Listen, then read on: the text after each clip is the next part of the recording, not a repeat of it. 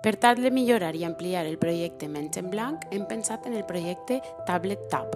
El projecte Tablet Tab vol transformar l'escola d'un ensenyament convencional en el que se rep contingut a un aprenentatge col·laboratiu on els alumnes creen el seu propi contingut.